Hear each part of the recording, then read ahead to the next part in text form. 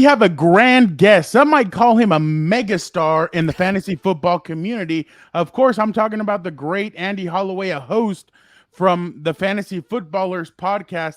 They will be in LA. They have a show upcoming at the Palace Theater on August 26th. Don't forget to go check them out. Hey, do you want to win your fantasy football league? This is the guy to do it. You don't want to be that guy that has to go have dinner with a teddy bear and look like you're ridiculous because you lost your fantasy league. Andy and his guys, Jason Moore and Mike Wright, can help you win this. So go check them out at the Palace Theater, August 26th. Tickets still available on Ticketmaster. But Andy, thank you so much for joining the show. My co-host, unfortunately, couldn't be here, but he loves listening to your show. How are you doing? And are you excited about fantasy football? It's coming up. Yeah, I mean, this is the time of year where you're just inundated with so much news, which makes it so exciting. Anticipation for the season. Everybody in their fantasy league is undefeated right now, so they're feeling good. And, yeah, we're so excited. Excited to be out in L.A. for that live show. And it's going to be a great time, the energy. And, look, people love their fantasy football, and we're here to help you for sure. And yeah, I want to ask you, I want to get into some stuff right now, but holy crap, I'm looking behind you and you have a hoverboard from Back to the Future 2. I just geeked out right now. Like, that is awesome. Where can I get one of those? You know what? I don't even know the answer to where you can get one because it was a gift from the other two guys. They gave it to me for a birthday a bunch of years back because we are certainly Back to the Future fans. And, yeah, we've got all sorts of little pop culture stuff around the studio, but yeah, that was a cool gift to get, and love those movies. You know what? I actually have a Turbo Man doll sitting right in front of me. I usually have my background and everything, but I have a different set. I just had to move, but I have a Turbo Man doll that I bought myself because as a kid, I always wanted one. I wanted to do the full Turbo Man thing, but obviously I had to get one myself, and now I have one. So I geeked out. So now I need a hoverboard. That's my there next. You go, next thing, right? Yeah, exactly. But Andy, you tweeted out earlier this month about some lessons learned about starting the podcast. Looking back, what are some things that you do differently, and what advice would you give to those who are starting out? Wow, it's a good question. We get asked the kind of starting out question a lot, just because podcasting is so accessible now, right? Like it doesn't take a ton of overhead to get going and get started building a podcast. Get a microphone, get some software, and then start posting episodes.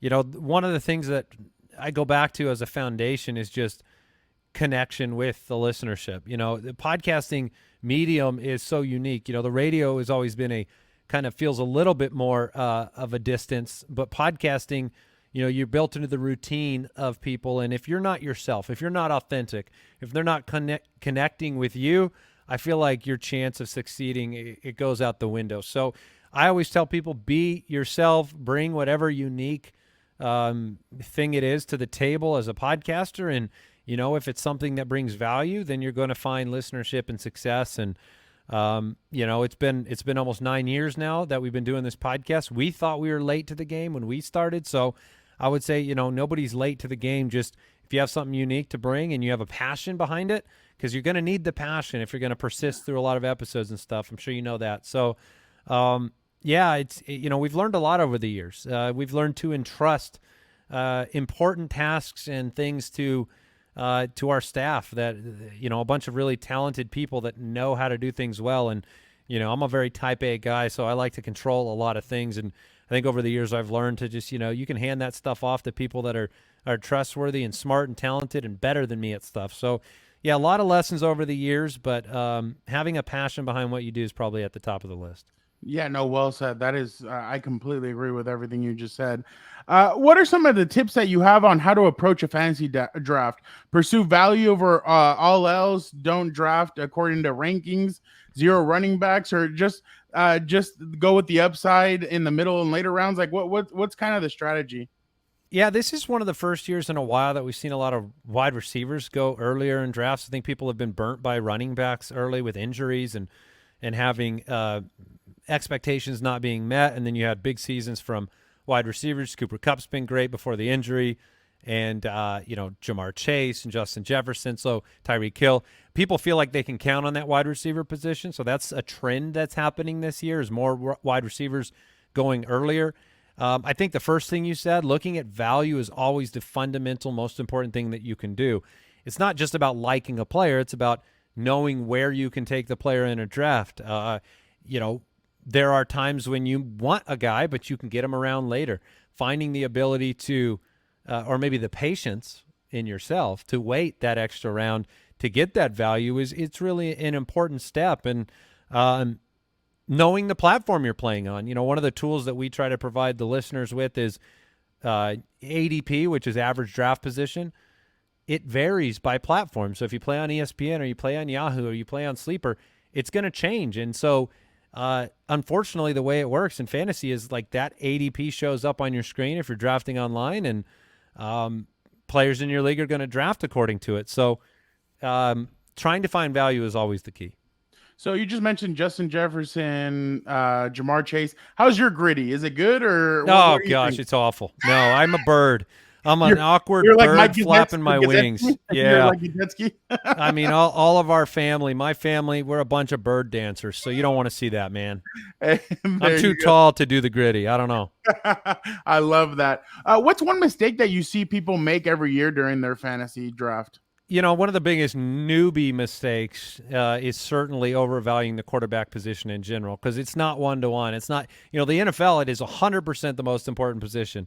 You don't win without a quarterback. And, in fantasy, you can wait because, most leagues are 10 or 12 teams, and, you got 32 NFL teams. So you've got only 10 to 12 starters in a fantasy league where you have to start 2 running backs, 2 wide receivers. So I think, not overvaluing the position that you naturally think is the most important going into your fantasy league is very, very, that's a key. Another newbie mistake I see is just valuing players on your home team too much. I want you to take players you want to root for, but, having 5 of them on your home team, probably not the best idea.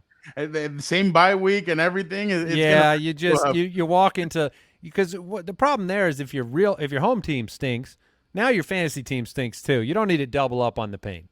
Yeah, no, I completely agree. Is it still wise to, my bad. Sorry. Have receivers now become the high commodity? I mean, you were talking about that right now over running backs. Is that kind of a trend that you've gotten the last few years? I mean, because we see how disgruntled they are right now with contracts and the way they're getting paid. But do you feel in the fantasy world also it kind of receivers are kind of taking over a little bit? Yeah, I do. And I think you're bringing up the contract thing is a good point, because the contract thing is kind of coming out of the reality that, bell cow backs are now a commodity. Like, there aren't a lot of them, and teams are learning that they can win with committees. Philadelphia went to the Super Bowl with a bunch of backs getting time.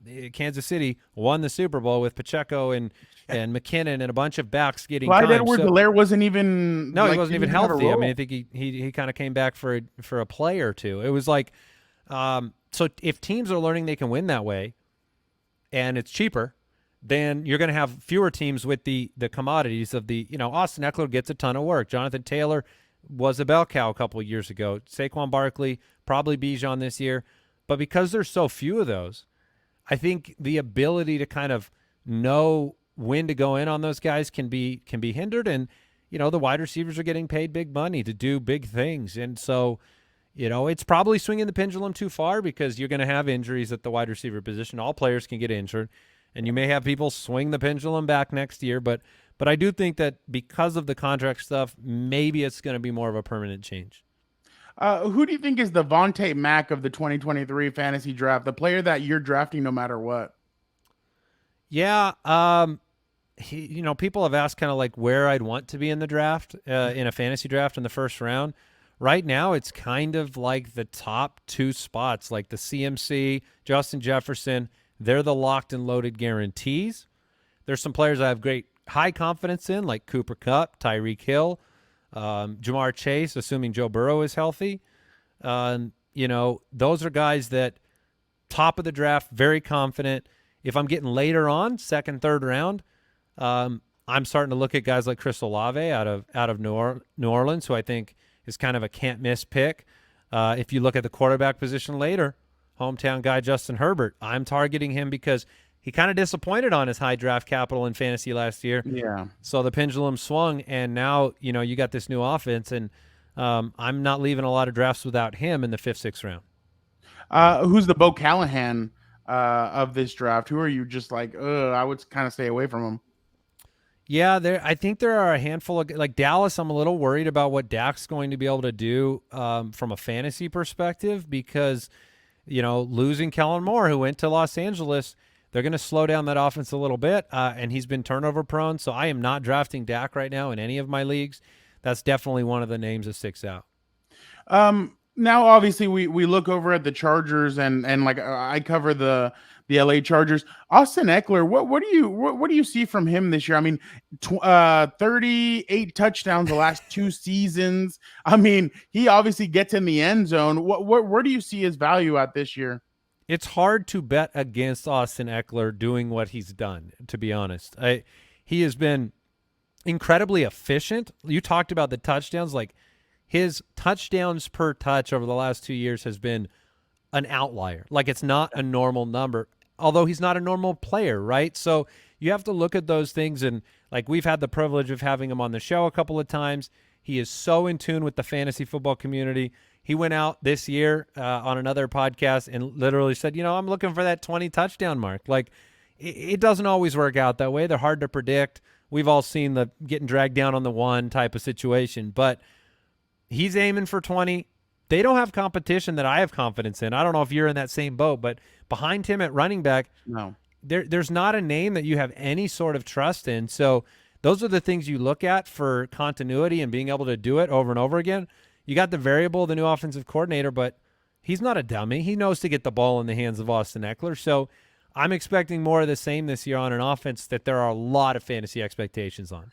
The guy over your right shoulder, a lot of people are very excited about him. Kellen Moore's offense, everything surrounding this, all the weapons that he has. Do you feel like he is going to be, I don't want to call him a fantasy sleeper because last year his numbers, like you said, they just weren't there. But this year, I kind of feel like everybody's expecting, like, again, if healthy, that's going to be the name of my book when I write a book about the Chargers. Healthy. Yeah, if no healthy. Kidding. Or what if, I don't know, either one. Yeah, I hear you. What do you see the value of Justin Herbert in this year's fantasy? He's a great fantasy pick this year because the value, you're not investing on a top performer like Mahomes, Hurts, and Allen are the top 3 guys from last year. You have to pay a 2nd or 3rd round pick for them. Justin Herbert's going in the 5th or 6th round. He's going around Justin Fields. And both of those guys are amazing targets in the middle of the draft because you saw last year was a bit of a disappointment just because the touchdown totals were not up where they should have been. Yep. He still threw the ball a ton, so many pass attempts, dealt with injuries, right, if they're healthy. The rib injury that he had to recover from, not as mobile. On the surface, without the Chargers disclaimers, he looks like a great pick. But the Chargers also are great in terms of giving you an expectation, maybe not delivering. So I hope it comes through. I know all 3 of us here at the show, we love him this year. One guy that I keep on throwing his name out there just because I think with the weapons that the Chargers have and Mike Williams, Keenan Allen, he might shine is Quentin Johnston. For some reason I feel like he could be a guy. What do you make of him? Do you feel like he could? I mean, in the later, obviously, the back end of the draft. I think it's a great name to bring up. I mean, you have like Keenan Allen is a tried and true first down machine. He's 31 years old. Like there's going to be a slowdown at the wide receiver position for him. Maybe not this year. I mean, his skill set is conducive to aging at least. It really is. But yeah, I mean, Mike Williams hasn't stayed healthy. Quentin Johnston's a huge body, done so much this preseason that has been impressive. And I think, you talk about an offense that, if he throws 40 touchdowns, right, which is not outlandish, there's no way Quentin Johnston isn't a value in fantasy if he throws that many because the guy is just too big, too strong. From what I've seen, at least in camp, and you're going to know even better than I will, covering the team closely, this guy has made plays, and that's what they're looking for in this offense. It's going to be hard to stop an offense if you do have a healthy, again, if healthy, Mike Williams, Keenan Allen, Quentin Johnston. Very excited about that. Now let's turn our attention real quick to. I'm almost done with you. I don't want to keep you too long. Good, man. I appreciate your time, Andy Holloway, host of the Fantasy Footballers podcast. Make sure you check that out, and make sure you check out their show out here in LA on August 26th. You got it. They're gonna be there at the. They're gonna be there at the Palace Theater. Don't forget, Ticketmaster has you covered. Make sure you guys get your tickets. But when you look at the Rams, give me one. I mean, they're kind of a team of what ifs also. Like, can Matthew Stafford stay healthy? Cooper Kupp, give me a guy there that you think, is it Van Jefferson, the guy that maybe some people should be looking at? Yeah, no, I think you brought up Van Jefferson, great name. This was a team that was 27th in points scored last year because the quarterback position, you had an injured Matthew Stafford and things fell apart. The offensive line was a problem. If Stafford's healthy and they're back in form, they're not going to be 27th again. So you're going to find value on this offense. You can't just expect last year to be a repeat. I think the two names that are coming up in fantasy a lot, like it's easy to say, okay, draft Cooper Kupp. Everybody knows that. But, what's the role going to be for Van Jefferson? Is he going to be a solidified number 2 option in the offense? Is Tyler Higbee going to catch a ton of passes, even if they're not high value touches? That's valuable in fantasy. And then the running back, Cam Akers, who ended the year strongly after a tumultuous, wild year where it seemed like they wanted him off the roster. All of a sudden, he's just given the ball a ton over the last part of the season. So those are the 3 names that people are kind of like, we're peering our eyes up over the berm and we're looking and saying, like, maybe these guys are going to be values if Matthew Stafford stays healthy because Sean McVay is not going to let them do what they did last year. No, I completely agree. Last one for me. I got to tell you something, Andy. Gilbert and I are in a fantasy league. He's not here. I'm here. Give me the secret. Give me one player that I need to draft because I am going to beat Gilbert. Last year, let me tell you, Lamar Jackson screwed me. Like, if I would have had him at the end of the season, I think I win my fantasy league. I think I was 3rd place. I think I would have won if Lamar was there. But give me one player that I should be on the lookout for, that I should draft later rounds, whatever. Give me one X factor that I need. I'm going to bring up a name that Jason loves, that he's going to talk more about this offseason. But I'm going to bring up Jordan Addison's name in Minnesota. Ooh. So the rookie, opposite side of a guy that demands so much coverage in Justin Jefferson, Jordan Addison's going into 7th, 8th round, maybe later in your home leagues where people aren't paying attention to these rookie names, haven't seen them, haven't seen the trading cards. You know what I mean? Yeah. So I think Jordan Addison's a name to pay attention to. And another rookie, I'm going to throw it out there. Jason's not here to stop me. Dalton Kincaid, tight end, Buffalo Bills, another rookie. They don't generally contribute a lot as rookies, but he's not really a tight end. He's a wide receiver. So if you're bringing up wide receivers that have made huge impacts as rookies, Dalton Kincaid, great quarterback in Josh Allen, an offense that moves the football. Those are 2 names I'll throw your way, and we'll see if you can take out your co-host. I love that. Addison is fast on and off the field. Yeah. I love that. Oh, no. I got you. I knew you were going to get that one. Let's hope it's only on the field from now on. Yeah, I know. No, he's a good guy. I met him actually twice out here. Did you? So yeah.